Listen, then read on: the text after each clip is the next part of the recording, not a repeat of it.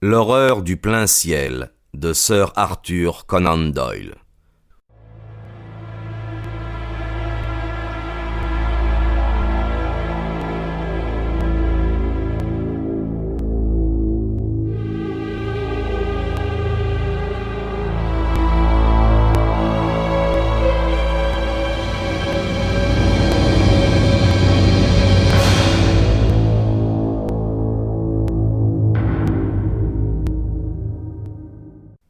Tous ceux qui ont eu à connaître de cette affaire ont renoncé à croire que le récit extraordinaire appelé le fragment de Joyce Armstrong soit une mystification forgée par un inconnu sous l'inspiration d'un humour dépravé. Le plus macabre et le plus fécond des farceurs y aurait regardé à deux fois avant de consacrer sa fantaisie morbide aux faits tragiquement incontestables qui étayent ce document. Bien que celui-ci soit truffé d'assertions stupéfiantes et même monstrueuses, il n'en est pas moins convaincant, et il nous oblige à réviser certaines idées qui paraissent aujourd'hui dépassées. Seule une marge insignifiante de sécurité protège le monde contre un danger inattendu. Avant de reproduire le document original dans sa forme malheureusement incomplète, je vais soumettre au lecteur tous les faits connus à ce jour. En premier lieu, j'avertis les sceptiques qui mettraient en doute le récit de Joyce Armstrong que les faits concernant le lieutenant Myrtle de la Marine royale et M. Hay Connor ont été vérifiés. Ils sont bien morts, comme l'a décrit le narrateur.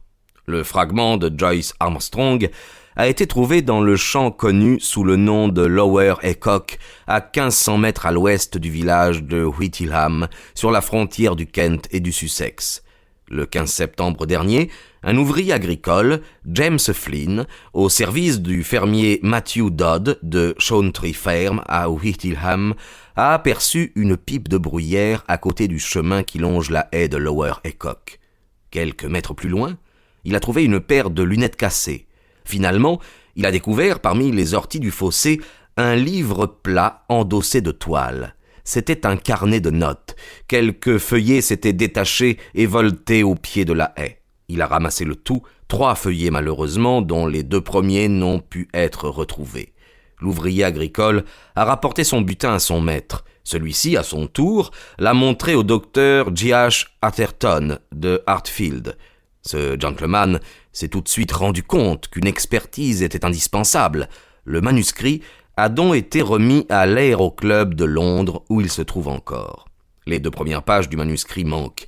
Une autre a été également arrachée à la fin du récit. Mais la cohérence de l'ensemble n'en souffre pas. On suppose que le début retraçait le palmarès de M. Joyce Armstrong, palmarès aisément reconstituable et qui demeure inégalé dans l'aviation anglaise. Pendant de nombreuses années, Joyce Armstrong a été considéré comme l'un des hommes volants les plus audacieux et les plus savants. Cette combinaison de talents lui a permis d'inventer et d'expérimenter divers procédés auxquels son nom reste attaché. Tout son manuscrit est correctement écrit à l'encre, sauf les dernières lignes, griffonnées au crayon. Elles sont presque illisibles. On dirait qu'elles ont été tracées en toute hâte sur le siège d'un avion en vol. Ajoutons que des taches maculent la dernière page et la couverture. Les experts du ministère de l'Intérieur ont déclaré qu'il s'agissait de taches de sang, probablement d'un sang humain, à coup sûr d'un sang de mammifère. Le fait que l'analyse de ce sang ait révélé quelque chose ressemblant fortement au virus de la malaria, Joyce Armstrong souffrait de fréquents accès de fièvre, est un exemple remarquable des armes nouvelles que la science moderne met entre les mains de nos détectives. Un mot maintenant sur la personnalité de l'auteur d'un document qui fera époque. Joyce Armstrong, si l'on en croit les quelques amis qui l'ont bien connu, était un rêveur et un poète autant qu'un inventeur et un technicien de la mécanique. Il avait dépensé la plus grande partie d'une fortune considérable pour satisfaire sa marotte de l'aviation. Dans ses hangars, près de Devizes, il possédait 4 avions personnels et, au cours de l'année précédente, il n'avait pas pris l'air moins de 170 fois. Il était souvent d'humeur sombre. En ces occasions, il s'isolait et évitait tout contact avec la société. Le capitaine Dangerfield, qui était son compagnon le plus intime, affirme qu'en certaines circonstances, son excentricité frisait la démence. N'avait-il pas l'habitude d'emporter en avion un fusil de chasse ? D'autre part, L'accident survenu au lieutenant Myrtle l'avait déplorablement impressionné. S'attaquant au record d'altitude, Myrtle était tombé d'une hauteur d'environ 10 000 mètres. Fait horrible, sa tête avait complètement disparu. Cependant, ses membres et tout le reste de son corps avaient conservé leurs formes originelles. Chaque fois que des pilotes se réunissaient, Joyce Armstrong demandait avec un sourire énigmatique « S'il vous plaît, avez-vous retrouvé la tête de Myrtle ?» Un soir, après dîner, aux messes de l'école de pilotage de Salisbury, il avait provoqué un débat sur le thème suivant. Quel est le plus grand et le plus constant des dangers des aviateurs ? Après avoir écouté les opinions émises à propos des trous d'air, des vis de construction, des orages, il avait haussé les épaules en refusant de donner son avis personnel, mais il avait fait comprendre qu'il différait radicalement de ceux qu'il venait d'entendre. Il n'est pas inutile de signaler qu'au lendemain de sa disparition, on a découvert qu'il avait mis ses affaires en ordre avec une minutie qui autorise à croire qu'il pressentait la fin qui l'attendait. Ces indications préalables étaient nécessaires. Je vais maintenant transcrire exactement le récit tel qu'il figure à partir de la page 3 du carnet de notes ensanglanté. Néanmoins, quand j'ai dîné à Reims avec Cosley et Gustave Raymond, force m'a bien été de constater que ni l'un ni l'autre n'avait conscience de l'existence d'un danger particulier aux hautes couches de l'atmosphère. Je ne leur ai pas dit tout à fait ce que j'avais dans la tête, mais j'ai procédé par allusion, et s'ils avaient eu des idées analogues aux miennes, ils n'auraient pas manqué de les exprimer. Hélas, ces deux vaniteux sans cervelle ne pensent à rien d'autre qu'à voir leur nom imprimé dans le journal. J'ai noté avec intérêt que ni l'un ni l'autre n'avait volé beaucoup plus haut que 7500 mètres. Ce doit être carrément au-dessus de cette altitude que l'avion pénètre dans la zone de danger, toujours en supposant que mes hypothèses soient justes. Voilà plus de 20 ans que les hommes volent en avion. Si quelqu'un me demandait pourquoi ce péril ne se révélerait qu'à présent, la réponse serait simple. Au temps des moteurs modestes, quand on estimait qu'un 100 chevaux Gnome ou Green suffisait à couvrir tous les besoins, les avions ne pouvaient pas dépasser certaines limites. Pourtant, les 300 chevaux sont la règle plutôt que l'exception, et les séjours dans les hautes couches de l'atmosphère sont devenus plus faciles, plus fréquents. Certains parmi nous se rappellent que lorsque nous étions jeunes, Garros s'acquitte une réputation mondiale en atteignant l'altitude de 6000 mètres, et le survol des Alpes passa pour un exploit tout à fait formidable. Depuis, notre moyenne s'est considérablement améliorée, et il y a 20 vols en altitude là où jadis il n'y en avait qu'un. Certes, la plupart ont été effectués en parfaite impunité, et les 10 000 mètres ont été atteints bien des fois sans autres obstacles que le froid et la suffocation. Mais qu'est-ce que cela prouve ? Un visiteur pourrait descendre 1 millier de fois sur notre planète et ne jamais voir un tigre. Pourtant les tigres existent, et si par hasard notre visiteur se posait dans la jungle, il pourrait être dévoré.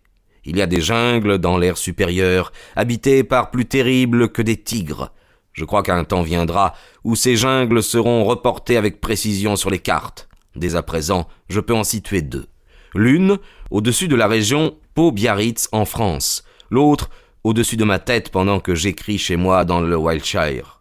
Je croirais assez qu'il en existe une 3e dans la région de Wiesbaden. Ce sont certaines disparitions d'aviateurs qui m'en ont donné l'idée. Bien sûr, on admet généralement qu'ils sont tombés en mer, mais cette explication ne me satisfait pas du tout. D'abord, il y a eu Verrier en France. Son appareil a bien été retrouvé près de Bayonne, mais jamais on n'a découvert son cadavre.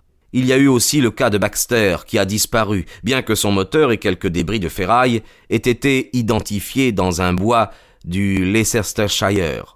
Le docteur Middleton, d'Amesbury, qui suivait le vol de l'avion à la lunette, a déclaré que juste avant que les nuages n'obscurcissent son champ visuel, il avait vu l'appareil, qui se trouvait à une altitude considérable, se cabrer soudain perpendiculairement dans une série de secousses d'une violence incroyable. Voilà la dernière image enregistrée de l'avion de Baxter. Il y a eu ensuite plusieurs autres cas analogues, et puis il y a eu la mort de Econor. Que de vains bavardages sur ce mystère non élucidé, que de colonnes dans les journaux.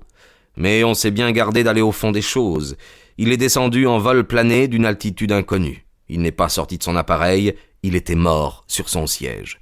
De quoi est-il mort ? Crise cardiaque, ont répondu les médecins. Absurde. Le cœur de Connor était aussi robuste que le mien. Cas déclaré vénable ? Venable était le seul homme qui se trouvait à côté de lui quand il est mort. Il a affirmé que Econor était secoué de frissons et qu'il avait l'air épouvanté. « Mort de peur », a dit Venable, sans parvenir à imaginer ce qui lui avait fait peur.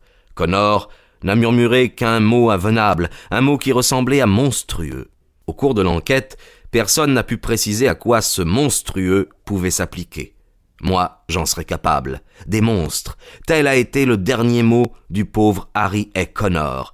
Il est réellement mort de peur. Venable avait raison.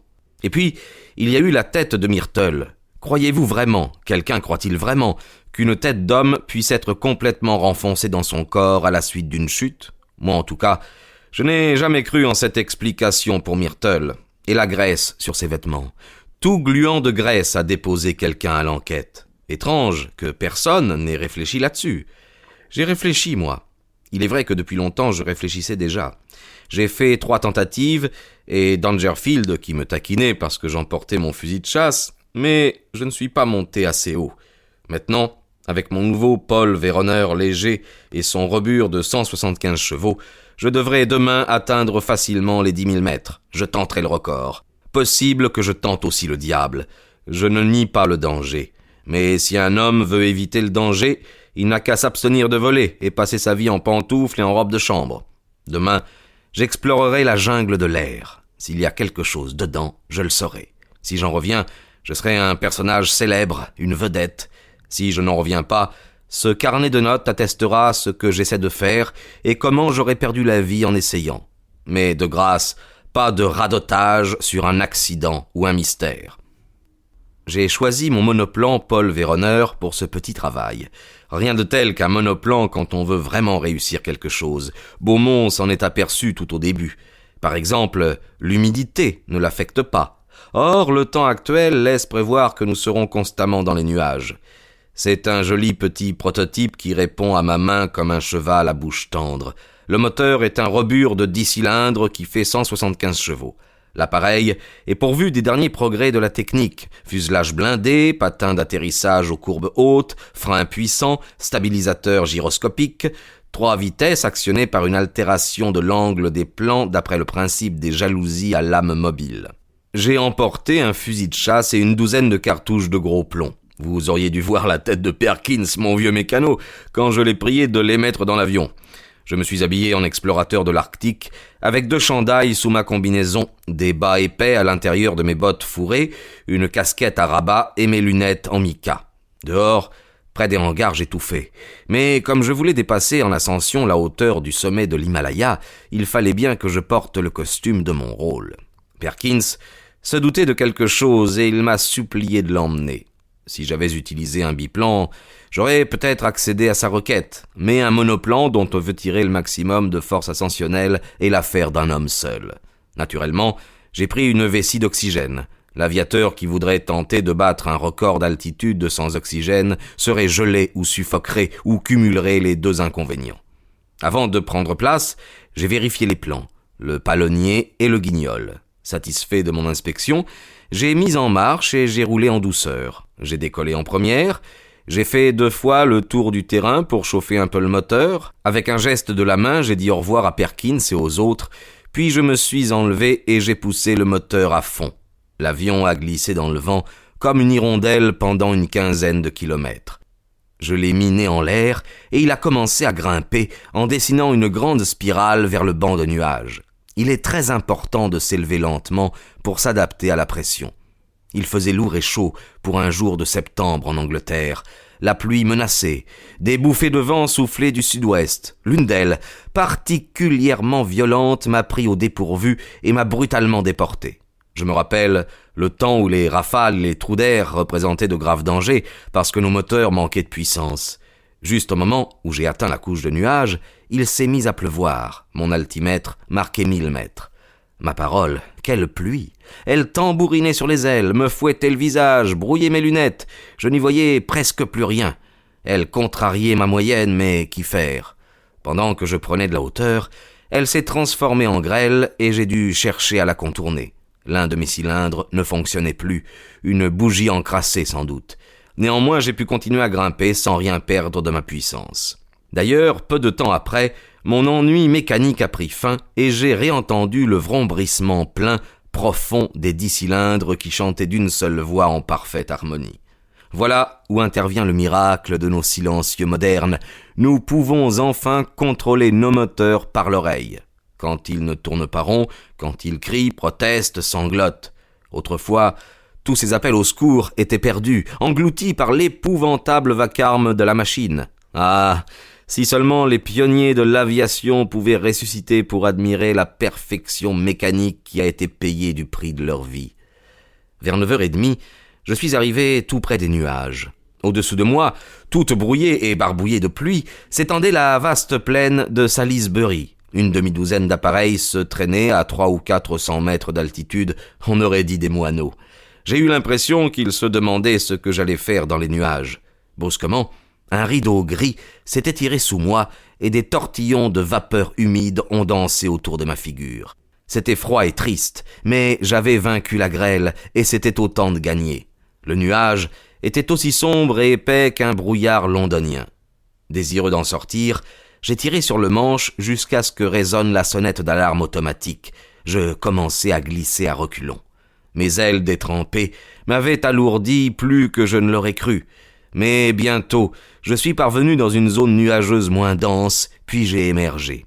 Une deuxième couche, opaline et cotonneuse, m'attendait à une grande altitude au-dessus de moi. Elle constituait un plafond blanc uni, tandis qu'en bas s'étalait un plancher noir et aussi lisse. Entre les deux, mon monoplan se frayait un chemin vers le plein ciel. On se sent mortellement seul dans ces vastes espaces. J'ai vu une grande troupe d'oiseaux aquatiques volant à tire-d'aile vers l'ouest. J'avoue que leur présence m'a fait plaisir. Je pense que c'étaient des sarcelles, mais je suis un piètre zoologue. Maintenant que les hommes se sont faits oiseaux, nous devrions apprendre à reconnaître nos frères au premier coup d'œil. Le vent brassait sous moi la grande plaine de nuages. À un moment donné, il a déclenché un grand remous. Un gouffre s'est creusé et par le trou de sa cheminée, j'ai aperçu la terre. Un gros avion blanc volait beaucoup plus bas. C'était sans doute le service régulier du matin Bristol-Londres. Puis le tourbillon s'est mis à tournoyer dans l'autre sens et j'ai retrouvé ma solitude. Un peu après 10 heures, j'ai pris contact avec le bord inférieur de la couche nuageuse du dessus. Ces stratus étaient de la fine vapeur diaphane qui dérivait lentement vers l'est. La force du vent avait régulièrement augmenté. Déjà, la température était très froide, bien que mon altimètre n'indiquât que 3000 mètres. Le moteur tournait admirablement rond. Plus épais que je ne l'escomptais, le nuage s'est finalement aminci en une brume dorée et j'ai été accueilli par un ciel absolument pur et un soleil radieux. Au-dessus de moi, rien que du bleu et de l'or. Au-dessous, rien que de l'argent étincelant. Il était 10h15. L'aiguille du barographe indiquait 4200 mètres. J'ai continué mon ascension, les oreilles attentives au ronronnement du moteur, les yeux constamment fixés sur le chronomètre, le compte-tours, le niveau d'essence, la pompe à huile. Rien d'étonnant que les aviateurs soient considérés comme des gens qui n'ont peur de rien. Ils ont à penser à tellement de choses qu'ils n'ont pas le temps de penser à eux-mêmes. C'est à ce moment-là que j'ai remarqué comme une boussole est peu digne de foi quand on dépasse une certaine altitude au-dessus de la terre. Le soleil et le vent, heureusement, me donnaient mes véritables coordonnées.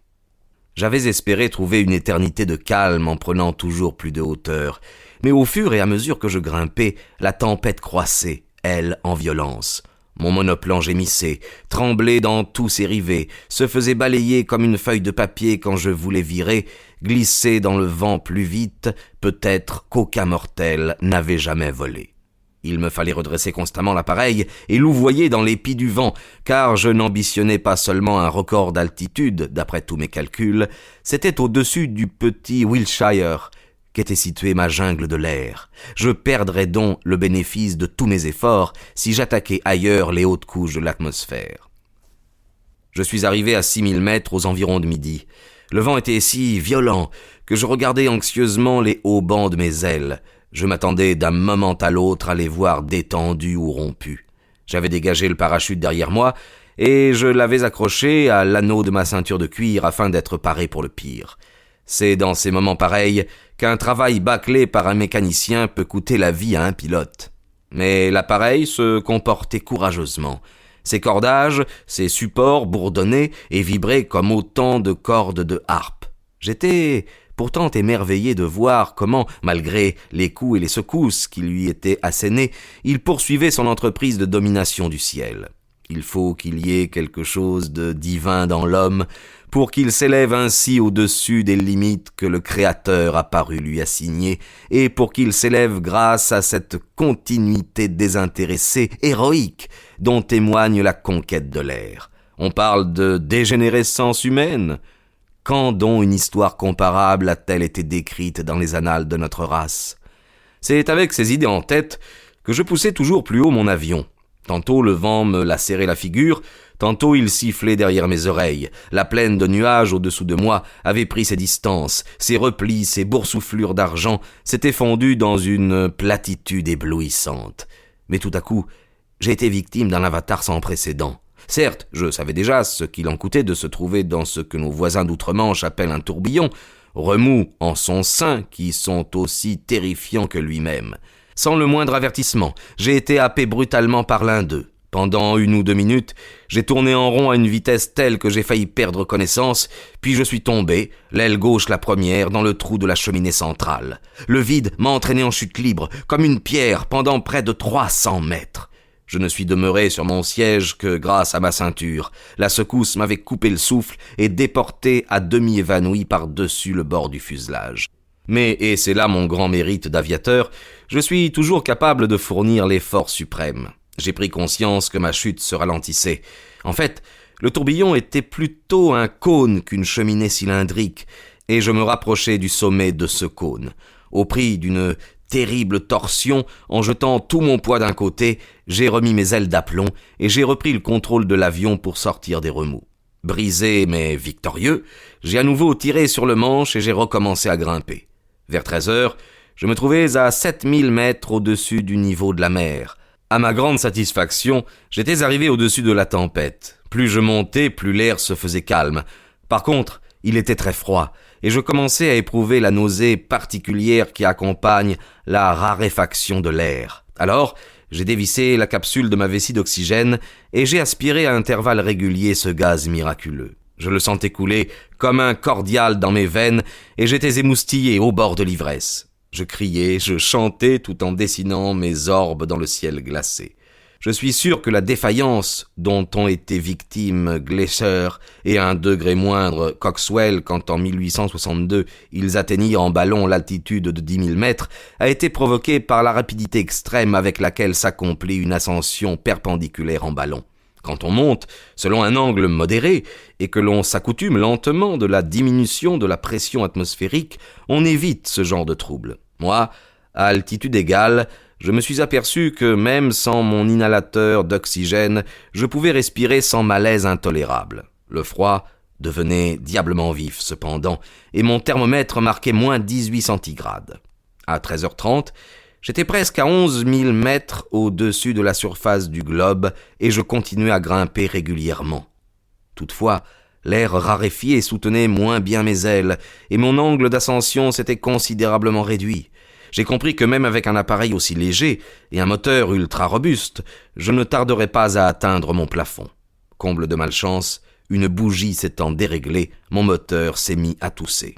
Au moment où je redoutais un échec, un incident tout à fait extraordinaire est survenu. Un objet m'a dépassé en vrombissant et en dégageant de la fumée à sa suite, puis a explosé dans un grand sifflement au milieu d'un nuage de vapeur. Sur le moment, je suis resté interloqué, et puis je me suis rappelé que la Terre était continuellement bombardée par des pierres météorites, et qu'elle serait difficilement habitable si presque tous ces météorites ne se transformaient pas en vapeur au contact des couches supérieures de l'atmosphère. Voilà bien un nouveau danger pour l'amateur du plein ciel, car 2 autres météorites sont passés près de moi quand j'ai approché des 12 000 mètres. Aux confins de l'enveloppe terrestre, le risque doit être très grand et très réel. L'aiguille de mon barographe marquait 12 300 mètres quand je me suis rendu compte que je ne pourrais pas monter plus haut. Physiquement, j'aurais pu supporter un effort supplémentaire, mais ma machine avait atteint sa limite. L'air raréfié ne soutenait plus suffisamment mes ailes. À la moindre inclinaison, l'appareil glissait sur l'aile et n'obéissait plus aux commandes.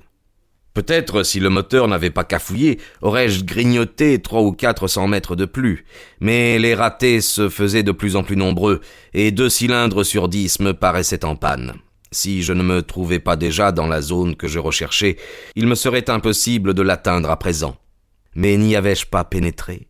Dessinant des cercles et planant comme un gigantesque faucon à l'altitude de 12 300 mètres, j'ai laissé le monoplan se diriger tout seul, et avec mes jumelles, j'ai soigneusement inspecté les alentours. Le ciel était d'une clarté parfaite. Rien ne laissait prévoir l'existence des dangers que je soupçonnais. J'ai dit que je planais en dessinant des cercles. J'ai réfléchi que je ferais beaucoup mieux de prospecter une zone plus étendue. Un chasseur qui se rend dans l'une des jungles de la Terre ne la traverse-t-il pas d'un bout à l'autre dans l'espoir de découvrir son gibier ? Or, selon mes déductions, la jungle de l'air que je visais devait se situer quelque part au-dessus du Wiltshire, c'est-à-dire sur mon sud-ouest. J'ai effectué un relèvement d'après le soleil, puisque le compas était hors d'usage et que je ne distinguais plus la terre, et j'ai foncé dans la direction voulue. Tout droit, parce que j'avais calculé qu'il ne me restait de l'essence que pour 1 heure. Mais je pouvais m'offrir le luxe de l'épuiser jusqu'à la dernière goutte, car un magnifique vol plané me ramènerait sans encombre au sol. Soudain, j'ai senti quelque chose de neuf. Devant moi, l'air avait perdu sa limpidité de cristal. Il contenait de longues formes tordues d'une matière que je ne pouvais comparer qu'à de la très fine fumée de cigarette. Nous espérons que vous avez apprécié cet aperçu. Pour continuer à écouter ce livre audio sur Google Play Livres, utilisez le lien dans la description de la vidéo.